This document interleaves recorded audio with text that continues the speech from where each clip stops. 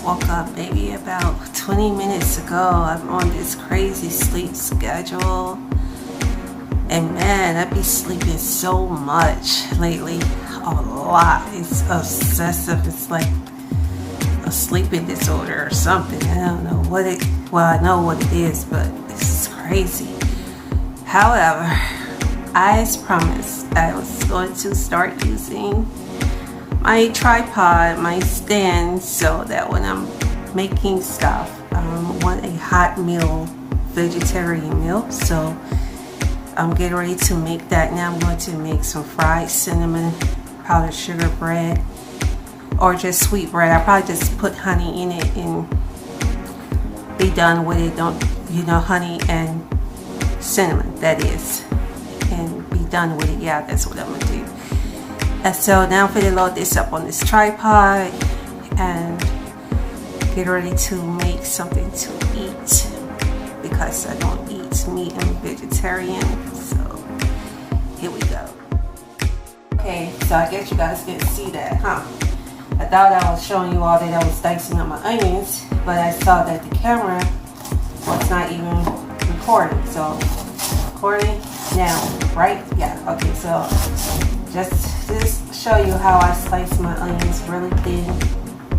I don't like it chunky, because when it's really chunky, it makes it feel like I'm chewing dirt, and for some reason my taste buds will automatically just be like, what is this?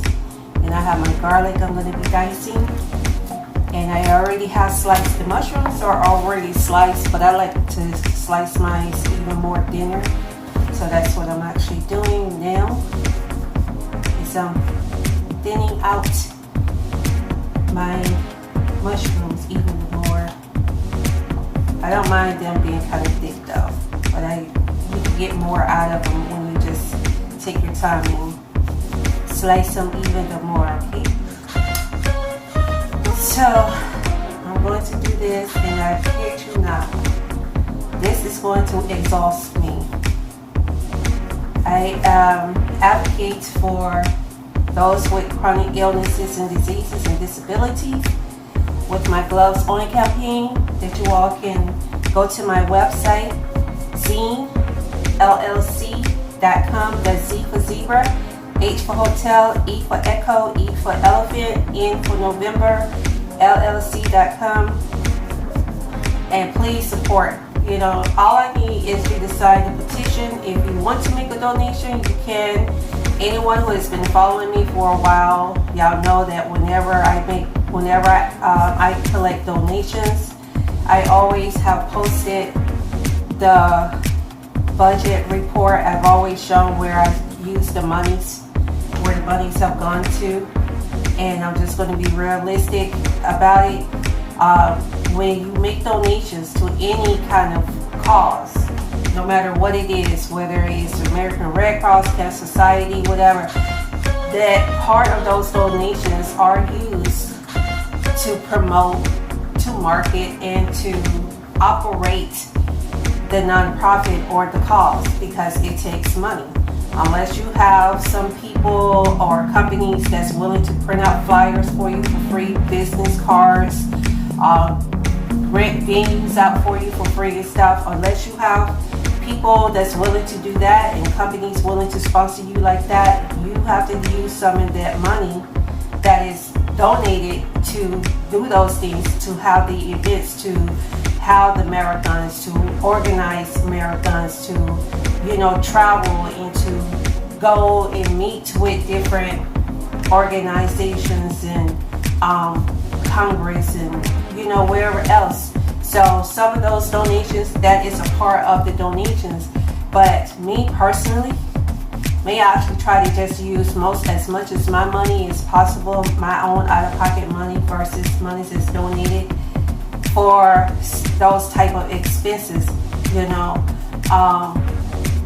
Granted, you know, if my budget allows, because my sole purpose for advocating for those with chronic illness and diseases to be able to assist those, not just with verbal words and just ripping and running and going out here meeting with the mayor and the governors and the commissioners and all of that stuff. Not just with that, that is a huge part of it. It really is. And it's necessary, so it's a necessity.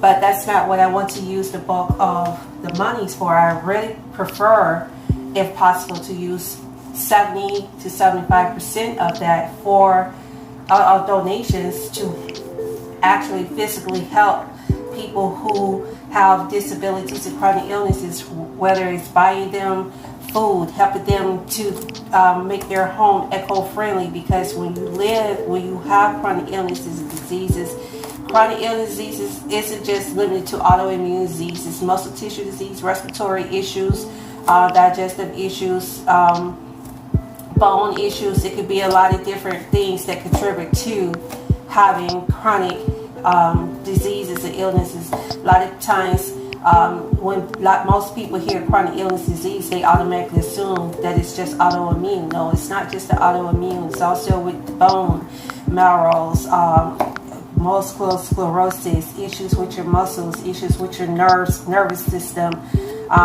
issues with so many different things, respiratory issues, like I just stated, with your heart, and people with asthma. Like I have asthma really bad, and that's why I wheeze whenever I start talking. I don't know if you all can hear it, but I start wheezing immediately. Not because I am running out of oxygen, but I have asthma very badly. Even though I use my pumps and do the breathing treatments and stuff, it doesn't always work. So a lot of times I try to just use natural remedies by having fern plants or aloe vera plants that produces oxygen in the home. And so this is stuff that a lot of people who have these chronic diseases and illnesses don't understand and don't know about. And my part of my mission is to go and educate them and to help them set their home environment, their indoor environment in their home, to where they can still have on the AC and it not affect them. Because when you run your AC and your heater inside your home, it's not natural air, so it can cause a problem for those who may not be in climates and in weather conditioned areas where they can just open up their windows and get a nice cool summer breeze. And I'm not talking about a warm breeze. It's a difference. I hear when people talk about, oh, the breeze is nice. If the breeze is hot and warm, it's just like somebody with hot breath breathing on you. So dragon breath. It's not no cool breeze. It's not going to help. But that's what I want to do. So I'm hoping that everything works out so that I can actually do that. Okay, so I have my mushrooms, my onions, and my garlic diced and sliced and all of that stuff. So I'm going to transfer it over into my pot. So I'm going to be I'm going to be seeing me doing this a lot, okay, because I'm going to be pausing. So I will have to keep stopping and restarting. All right. Where's my pause button? Okay, so I'm just going to put some olive oil. And there's extra virgin olive oil. I don't put a lot in there, as you can see. Just enough. I don't like to put a whole lot of oil in it. I just roll it around. I have my eye on in between 2 and 3, so I say 2.5, so it won't be so hot, because I'm going to go back over to the workstation and I'm going to be cutting up my zucchini, my squash, and tomatoes to add to this. While this is simmering and sauteing, actually, this is what it's doing. While it sautees, I'm going to go and finish up cutting. So I told you guys, y'all going to be seeing this finger a lot, right? So get used to it, okay? Come on, pause. Okay, back to here, and we're going to be going ahead, take these veggies on out, and we're going to go ahead and start with the tomatoes. You don't necessarily have to take this portion out of it. Oh, and another thing about these Roma tomatoes that I really love, they make the best sauce. Like if you want to make your own pizza sauce and barbecue sauce, pasta sauces, they are Very good for that. I'm gonna do that one day for you all and show you all how I actually make my own sauces. Yeah, my own barbecue sauce, pizza sauce from scratch, and spaghetti sauce, pasta sauce. I don't even like to say spaghetti sauce because you can use it on any kind of pasta. You can use it on ravioli, whatever. So I'm not going to say spaghetti sauce. Let's say pasta sauce. And not just for the pasta, but like if you want to make eggplant parmesan, you know, you can use it for that as well. So for me, I like to just cut down with the aroma tomatoes because I don't really want the tomatoes to be too diced with this particular dish. And I'm going to show you all. It's going to be veggie. What I'm making is veggie spaghetti, actually. So for those who probably wondering what I'm going to be doing, making veggie spaghetti. Now this squash, because it is so thick and so big like this, I do want to go ahead and just cut it. But then when I get to these, because you see how big these halves is, I'm going to cut down like that in the middle. I had a bunch of good knives. I don't know, my child and my godsons, when they were in high school, they would get a hold of my knives. They mess with their skateboards, their bikes, their football equipment. So I was just like, you know, I'm not going to buy another knife set. They're too expensive for a really good one. And I have better things to spend my money on right now. So I was just like, forget it. Okay, so I got my squash done. This is a huge zucchini. I'm not going to use all of this zucchini. I'm going to just use half of it. I want to use probably this. No, I'm going to use the bigger portion of it. And the same technique as with the squash because it is so huge. You want to make your base so that you can actually stand it up and be able to cut down because that's the best way to maintain a good grip on your vegetable like this because it's still wet and you don't want to accidentally have it just slip out your hand and you accidentally cut yourself. You know, you're not going to want those kind of problems. So everybody have had a cut before, you know. Even grown men doesn't even like having cuts on their fingers and stuff. Even if they're mechanics or whatever, it's just really annoying. Especially if it's right in the corner, like right down in the corner of your finger, you get a cut, you'll be like, oh my gosh, what is this madness? I don't like it.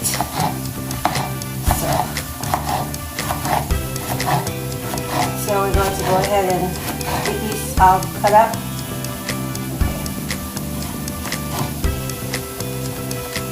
Got all my veggies here cut up.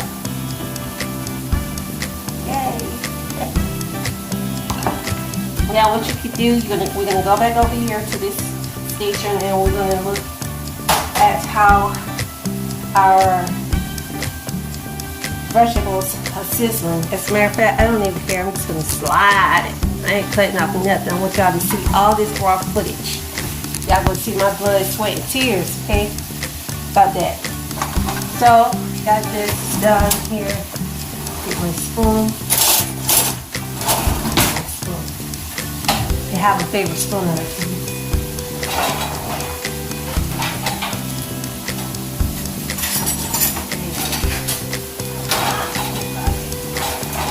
We have to find my favorite spoon in just a second. So, I got that turned in. Y'all see that? See that, right? Ooh, yeah, baby. See that? Nice and hard. Nice and hard here. Now, I'm just going to add our veggies over.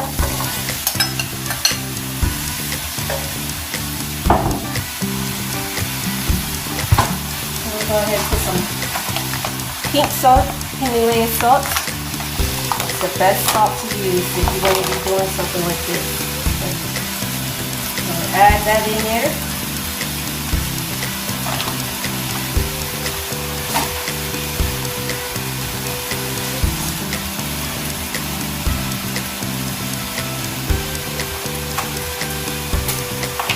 ground pepper. Look, I got this ground pepper from the Dollar Tree, okay?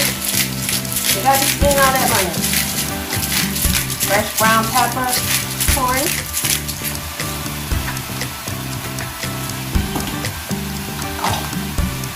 I make my own special Italian seasoning blend that I'm going to add in it.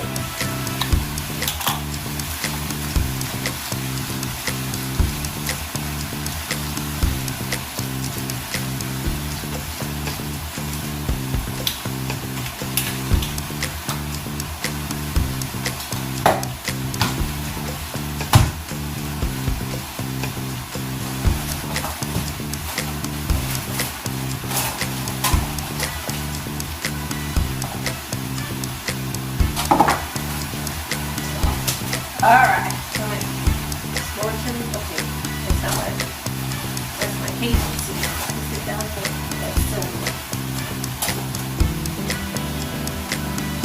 Spaghetti pepper. So, this is what I'm going to put a new one. I don't know, so let's take this one out.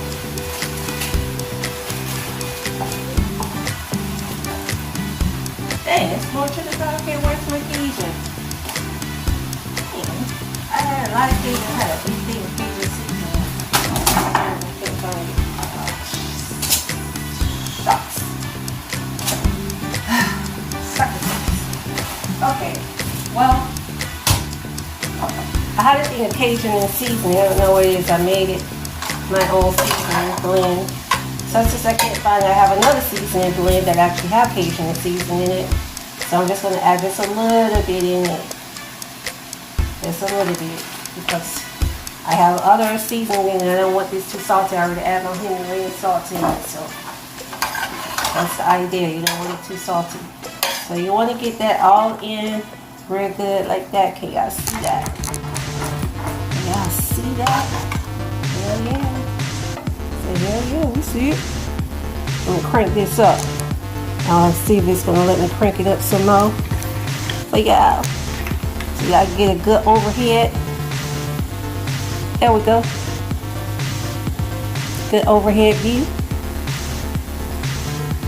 And then we're gonna tilt this some more. There y'all go. How about that?